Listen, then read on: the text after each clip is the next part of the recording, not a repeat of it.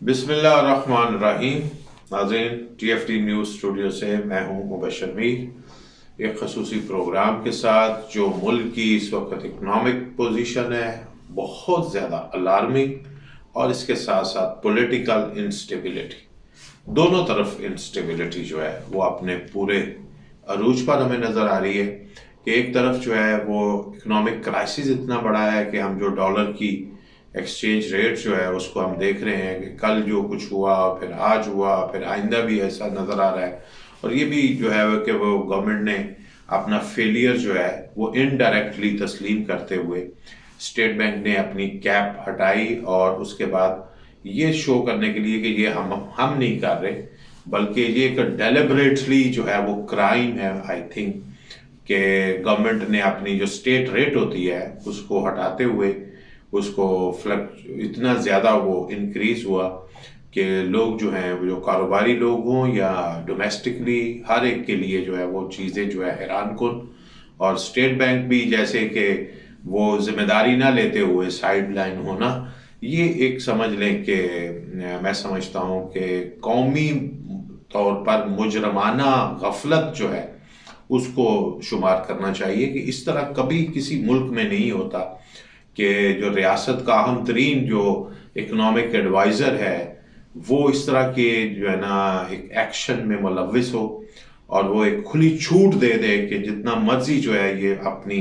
اڑان جو ہے وہ بھر لے، اور پھر لوگوں کی پہنچ سے چیزیں جو ہیں مزید دور ہوتی ہیں۔ اور جو دیکھیں اس کا جو تاثر آیا ہے وہ کیا ہے، وہ آیا کہ جیسے کوئی ریاست کی جو ہے وہ ریٹ ہی نہیں، اور اس کے ساتھ ساتھ ہم دیکھتے ہیں کہ جو پولیٹیکل معاملات ہیں اس کو حکومت کا کام ہوتا ہے کہ اپوزیشن کو احتجاج سے روکے، اس کے ساتھ بات چیت کرے۔ ہم دیکھ رہے ہیں پریزیڈنٹ آف پاکستان ڈاکٹر عارف الوی جو ہیں وہ مسلسل ایک ایسی کوشش میں لگے ہوئے ہیں کہ کسی طرح اپوزیشن یعنی کہ تحریک انصاف اور موجودہ حکومت جو پی ڈی ایم کی ہے ان کے درمیان میں ایک گفتگو ہو جائے، اسٹیبلشمنٹ جو ہے وہ اس میں آن بورڈ آ جائے، اور جو ایک سسٹم جو ہے وہ ردم میں آ جائے۔ لیکن میرا خیال ہے کہ ان کی ایفرٹس جو ہیں وہ ضائع ہو رہی ہیں، ان کی ایفرٹس کے اوپر لوگ جو ہیں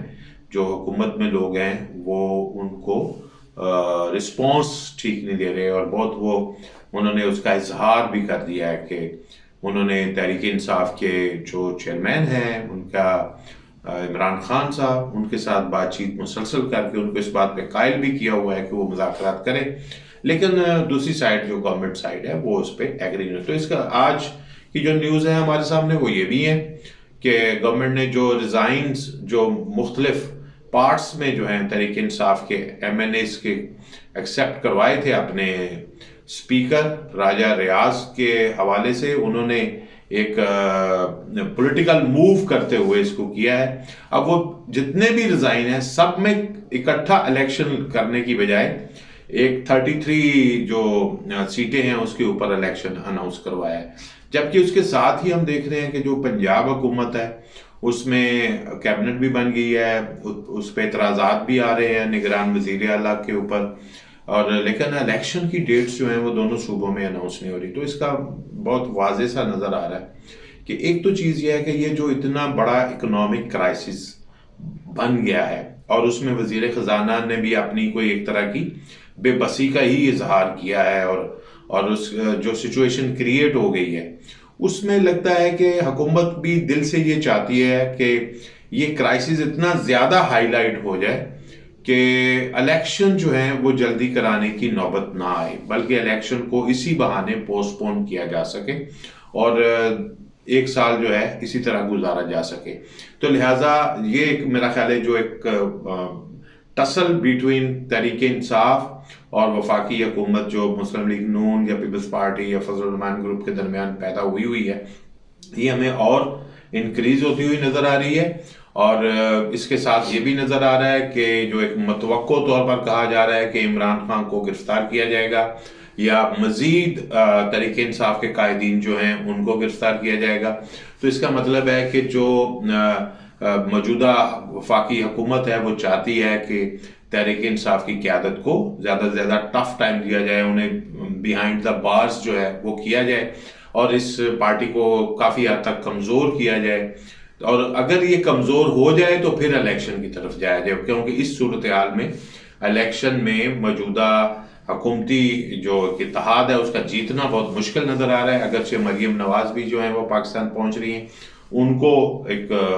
یوز کیا جائے گا اس حوالے سے کہ وہ جلسے کریں, جلوس نکالیں, ریلیاں نکالیں, اپنے ووٹر کو موبلائز کریں, لیکن ہمیں نظر آ رہا ہے کہ وہ کامیاب ہونا ان کا مشکل ہے. اور جتنا میرا خیال ہے کہ ان کو پریس کیا جائے گا تحریک انصاف کو, وہ زیادہ سٹرونگ حکومت, زیادہ ایک مضبوط پارٹی کے طور پر بھی ابھر سکتی ہے, بلکہ زیادہ امکانات یہ ہیں. پاکستان کی ہسٹری ہمیں یہی بتاتی ہے, پیپلز پارٹی کے ساتھ بھی ایسا ہو چکا ہے, اور ایون مسلم لیگ نون کے ساتھ بھی ہوا, لیکن ان کا ووٹ بینک اس وقت گرا نہیں تھا جبکہ نواز شریف اس کیمپین کو چلا رہے تھے. تو لیکن بعد میں نواز شریف صاحب خود چلے گئے, سینیریو سے وہ خود آؤٹ ہو گئے. لیکن اب ہم اگر دیکھ رہے ہیں تو تحریک انصاف کو بھی جس طرح جو ہے وہ پولیٹیکلی کمزور کرنے کی کوشش کی جا رہی ہے, اس کے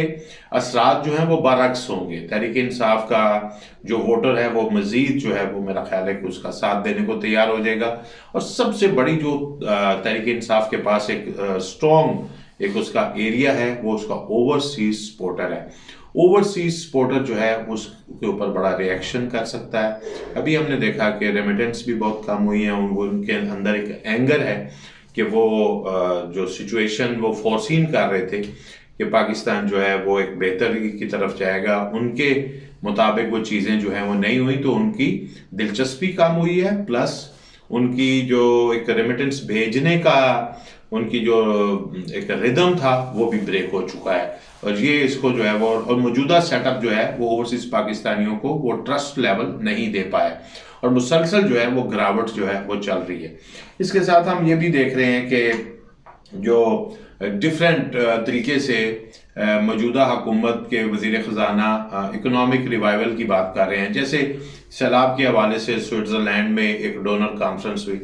تو اس کے اوپر بھی ایک سٹیٹمنٹ جو ہے وہ آ گئی وزیر خزانہ کی کہ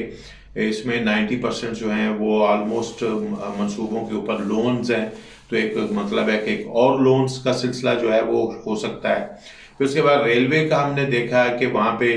جو ML1 کی بات ہوئی تھی, اور پرائم منسٹر شہباز شریف جب چائنا گئے تھے انہوں نے اس کے اوپر گفتگو بھی کی تھی, لیکن چائنیز گورنمنٹ کے بارے میں یہ خبریں ہیں کہ وہ بہت ریلکٹنٹ ہیں پاکستان کو مزید لون دینے میں,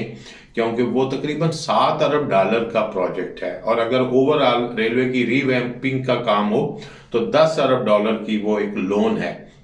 تو ان کا خیال ہے کہ وہ ملک جو پہلے ہی $100 ارب سے زیادہ کا مقروض ہے اور وہ اپنے ڈیبٹس جو ہیں وہ اتارنے کی پوزیشن میں نہیں ہے, اس کے ریزروز جو ہیں وہ کم ہو چکے ہیں بہت زیادہ. پھر IMF کا پروگرام جو آ رہا ہے وہ بھی مزید جو ہے وہ مشکل پروگرام ہے. اس کے آنے کے بعد ہمیں جو بھی پیسہ ملے گا کوئی امداد نہیں ہے, سارے کا سارا قرضہ ہی ہوگا. تو آپ دیکھیں کہ ہمارے قرضوں کی تعداد جو ہے وہ بڑھتی جائے گی, اور جبکہ جو انتظامی اخراجات ہیں وہ زیادہ ہیں. حکومت نے ابھی تک جو آسٹریٹی ڈرائیو کی بات کی ہے اس کے اوپر خاطر خواہ کام نہیں کیا, کیونکہ ابھی بھی ان کے جو انتظامی اخراجات ہیں وہ بہت زیادہ ہیں بیوروکریسی کے, سول اینڈ ملٹری بیوروکریسی دونوں کے, ججز کے, عدلیہ کے اخراجات بھی اسی طرح ہیں. پھر اسی طرح حکومتی لوگ جو ہیں اور MNAs, MPAs, سینیٹرز, ان کے اخراجات بھی بہت زیادہ ہیں. پھر اس کے علاوہ کوئی ایسا ابھی تک ایک بھی اقدام نہیں ہے گورنمنٹ کا کہ جس سے پتہ چلے کہ پیسے جو ہیں وہ انتظامی معاملات میں کم خرچ ہوں گے اور اس پہ آپ کے ڈیولپمنٹ ورک کی طرف جایا جائے گا. لہٰذا ہر چیز جو ہے وہ قرضے کے حوالے سے ہو رہی ہے. فائنلی میں یہ کہوں گا کہ جو پولیٹیکل انریسٹ ہے جس طرح بڑھتا جائے گا, آپ دیکھیں چائنا جو ہے اس نے بہت سی چیزیں روکی ہوئی ہیں کیونکہ گوادر میں انریسٹ ابھی بھی ہے, وہاں پہ چیزیں ٹھیک نہیں ہوئی, گورنمنٹس جو ہیں اس مسئلے کو سیٹل نہیں کر سکے, ڈومیسٹک جو ایشوز ہیں اس کو ابھی تک گورنمنٹ سیٹل نہیں کر سکی. اور پھر اس کے علاوہ دہشت گردی کے واقعات ہوئے ہیں, دونوں سائڈوں پہ ہوئے ہیں. افغانستان سے لوگوں کے آنے کا پریشر اپنی جگہ موجود ہے, یہاں سے سمگلنگ کا ایک جو ہے وہ سمجھ لے لیکیجز جو آپ کے ڈالرز جو ہیں وہاں سے جا رہے ہیں وہ بلکہ اگر جتنا زیادہ ہم بیان کرتے جائیں گے کہ ایک بہت ہی خطرناک سچویشن جو ہے ہمیں پاکستان کی نظر آ رہی ہے جو پاکستانیوں کے لیے زیادہ فکر کی بات ہے. لہٰذا میرا خیال ہے کہ کوئی ایک ہی راستہ ہے اور وہ ہے سیز فائر. پولیٹیکل جو فورسز ہیں وہ سیز فائر کریں، آپس میں بیٹھنے کی بات کریں، اور معاملات جو ہیں وہ مذاکرات کی ٹیبل پہ جو ہیں وہ طے کریں، الیکشن کی ڈیٹ جو بھی اناؤنس کرنی ہے باہمی رضامندی سے کریں۔ یہی ایک واحد راستہ ہے جو پاکستان میں اکنامک سٹیبلٹی کی طرف لے جا سکتا ہے۔ ایک ہی وقت میں اگر حکومت جو ہے وہ سمجھ لیں کہ تحریک انصاف کے ساتھ جو ہے وہ فائر اوپن رکھتی ہے اور اس کے ساتھ جتنے مرضی قرضے لیتی رہے، وہ ملک کو سیدھی طرف نہیں لے جا پائیں گے۔ یہ سوچنے کی بات ہے۔